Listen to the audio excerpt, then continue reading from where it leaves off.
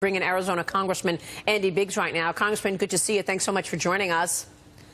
Thanks for having me. So the criticism, of course, surrounding the president's Charlottesville comments, distracting, basically, and it feels like the CEOs are now no longer just able to stay on the sidelines. They have to come forward talking about social justice because of the pressure they're getting. Is this distracting from the administration's agenda?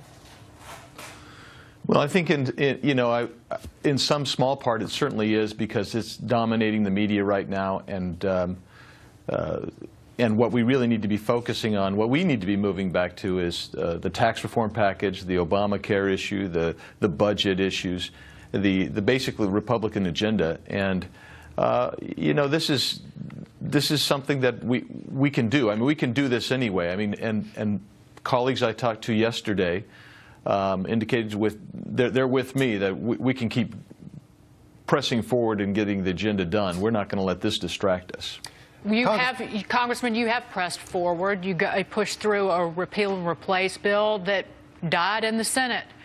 And now you're going to be facing raising the debt ceiling, keeping the government open, putting together a budget, and then maybe tackling tax reform. Without a coherent, cohesive Senate on the Republican side working alongside those in the House, how can you ever get anything done? Well, you've raised the fundamental problem that I see. That's why I've been saying that they really need to change their 60-vote rule, and let's just move to equal representation in the Senate. And I believe that the House needs to do the best possible legislation it can do, regardless of, we can't keep worrying about, well, will the Senate get this out? We just need to keep our word with the American people and get this stuff done, get it over to the Senate, and then let the American people join us in encouraging the Senate to pass this good legislation that I think the House can get out. Congressman, do you think that, if you think about the health care debate, there seemed to be, the president obviously wanted a bill but wasn't very specific in the contents of the bill that he was seeking. The House and the Senate took fairly different approaches, and ultimately it couldn't get through the Senate, even with a 51-vote test. So I guess my question is given all the turmoil that seems to be occupying the White House, do you think the president will be able to provide sufficient leadership on tax reform to get a coherent bill from both the Senate and the House that can be actually enacted?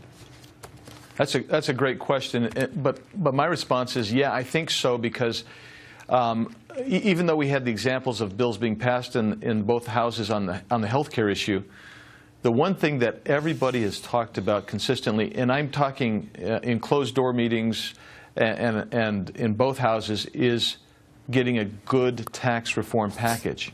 And so that kind of unanimity, I think, is going to allow us to get something done. And the president is being much more specific on a tax package, and I think that's helpful.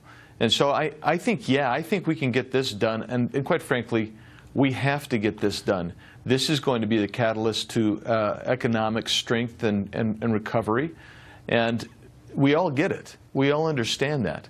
And so I think that there's much more consensus on the tax reform package than you'll see that we're able to get done on the health care issue. Congressman, are you expecting to have Democrats participate in this tax reform package, or are you expecting to do this through reconciliation and have just 50 votes? Well, they're positioning it, or trying to position this, for reconciliation.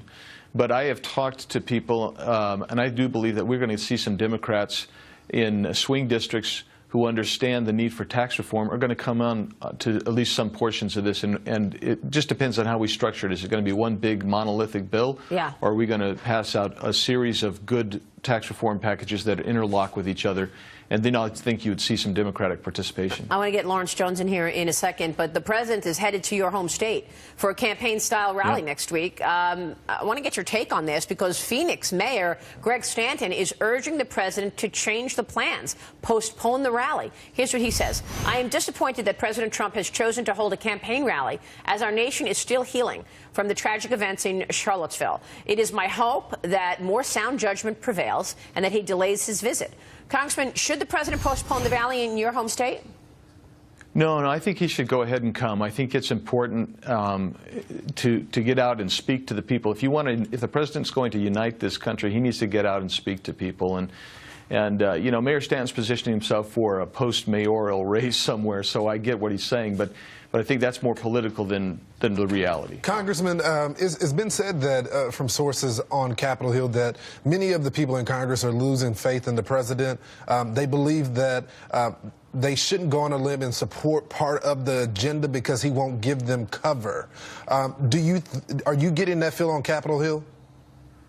I'm not hearing that too much. I've heard a couple people say that, but the reality is most of the people in the Republican conference in the House anyway are right there with the Republican agenda. We know that's the promises we've made. I talked to leadership, actually, a member of leadership just a couple days ago, saying I'm going to be on with Maria. I said, what do you want me to say? I mean, what are we still there? Are we still working on health care? Are we still doing this? And he said, yeah, the Republican agenda is still our objective. We're still going forward, and we're going to do the best we can to get that objective done. Yeah, because yesterday there was all sorts of rumors after all the CEOs were, you know, responding to the president's commentary on Charlottesville, and there was some rumors that Gary Cohn is under fire. There's pressure for him to leave. Who knows with Treasury Secretary Steven Mnuchin? Are you worried that the president's going to lose cabinet members? Yeah, I don't think he's even had all his cabinet members confirmed yet. So, yeah, I think that this has been a very difficult transition period. I think there's some, I mean, let's just face it, you could point fingers at a lot of people, but I think I am concerned because we want that stability in the White House. I don't think that there's certain, not you guys, but there are certain groups within the media that are never going to approve of anything he does, and they're going to just fight him all the way. There are people within the House that are going to fight him and try to be obstructionist, and in the Senate all the way. So yeah, I am concerned. You're concerned that cabinet members could step down? They might. I mean, there may be some pressure. I'm not privy to what goes on internally, of course, but I mean, we want stability in the White House. We want stability in the House and Senate. That's important for the country. It's important for the economy. Congressman, you know, the president is tweeting about all sorts of stuff this morning. That's one of the issues, right? I mean, people want to know that he's focused on the agenda. Well, here's this tweet this morning. I got to get your reaction to this. He says, great to see that Dr. Kelly Ward is running against Flake, Jeff Flake, who is weak on borders, crime, and a non-factor in the Senate. He's toxic. What do you make of the president's criticism here of Jeff Flake? Well, you know, the reality is those two kind of have this running war of words, I guess.